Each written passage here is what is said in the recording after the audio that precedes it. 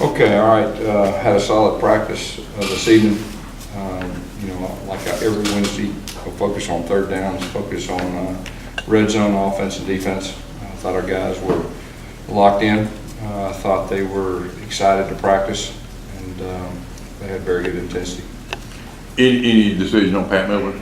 He practiced, and we're still going day to day, but he's practiced each day this week. If he comes back, Gus, does Danzy come out and Avery move back? Well, we got the flexibility. We felt good about last week, and we feel good about Pat if he's healthy. So that gives us, much needed depth. The last time you guys played a running quarterback in Kansas State Jaguars and held him, he had negative yards that game. You think that's going to carry over when you play a guy like Dak Prescott for the defense? Well, you hope so. They're a different team than Kansas State, and that was just that specific plan, for that week that worked out. But he's an outstanding quarterback. He throws it extremely well, and he's like a running back when he runs it. Gus, I know you like going with the hot hand, especially running the ball, when Cam is doing well, or last year with Trey, but at some point, do you at all have the inclination to force it with like a guy like Corey that can stretch the field outside, laterally, and stuff like that? Each game you have a different plan. You try to see how they're playing you and what they're giving you. And the idea is that you have the ability to do all of it, but each defense is going to have a different plan. It takes a while to kind of feel that thing out, but we feel good about Corey. We feel good about Corey running inside too, and I think that everybody's seen that we're very comfortable doing that. Cameron Artis-Payne right at the top of the league in rushing. He's catching the ball well. Is he kind of a guy that maybe not getting enough attention? He's that type of guy. He probably likes that. He's not a big attention getter guy. He's just a go to work type guy, do his job. He practices extremely hard. He's extremely hard on himself about the little things. He's always trying to get better, and he's a tough guy. And he's got experience in our offense, not just this year, but last year. But this year is different. He's trying to establish himself as the guy right now, and he's doing a solid job. Because he's a guy who's come out and admitted that he's motivated by what he sees reported out there from us and others. Other guys, whether it's true or not, don't necessarily acknowledge that. Do you see a motivation in him just that's a little bit different in mindset than how other guys approach it? I think since he's been here, he's always, just tried to get better at everything he does. He's real tough on himself. He wants to be perfect. He plays with an edge, and I'm sure that, everything accounts to, that edge that he plays with.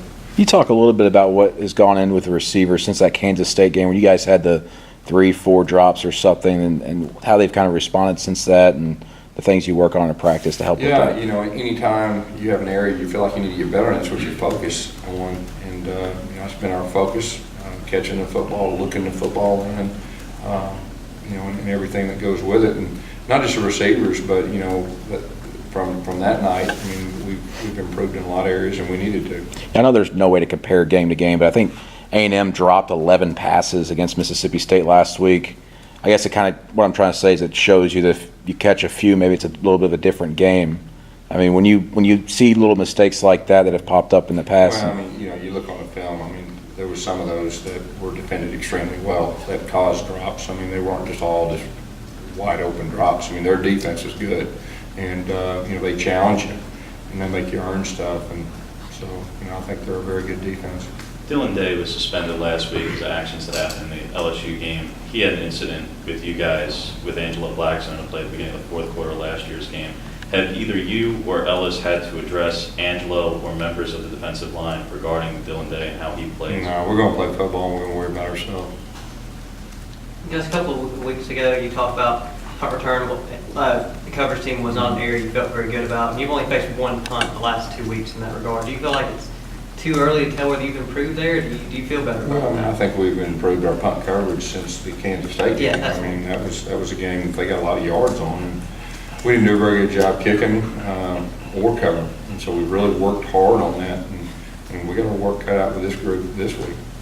If the other team has a defensive guy who's like a McKinney, who's like a first-round NFL guy, can you game plan that, or do you try to kind of just focus on your team and Well, I mean, strategically, each week you try to game plan and do what you feel like gives your team the best chance of being successful. But, I mean, he's a very good player, and they got other really good players too. So, you just each week you just do the best you can as far as, scheming and trying to be effective.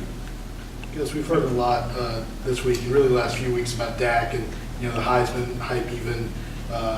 There's a page in their notes that kind of compares Dak to several other Heisman players. So is there any thought on your end of maybe promoting Nick a little earlier this year than obviously last year? We'll let everything play out. I mean, it's all far early for everything. And my experience is at the end of the year, the teams that are winning and their best players, they're usually in a mix. And I think everybody saw that last year with Trey. And, we feel like, Nick's one of the better quarterbacks in the country. And, he's been very consistent on finding ways to win. And, I'm sure there's very few guys that could, say the same. Because how's the You see any signs that the defense is excited about this challenge? This team's averaging 541 yards. Yeah, it's a big challenge, there's no doubt, and our defense is definitely excited to go up against these guys and try to stop them. And, their offense, they feel the same way about their defense. Guess I was just going to ask, how has the transition for Cameron Toney come along? I think it's been okay. Do you think he's anywhere close to maybe getting in a game? I don't know. It's hard to answer that right now.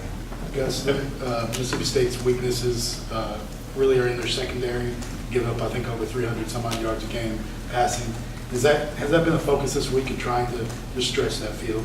Well, I think they're pretty good on the back end too. I mean, you have a plan, and we have a plan, and we'll go there and see what happens.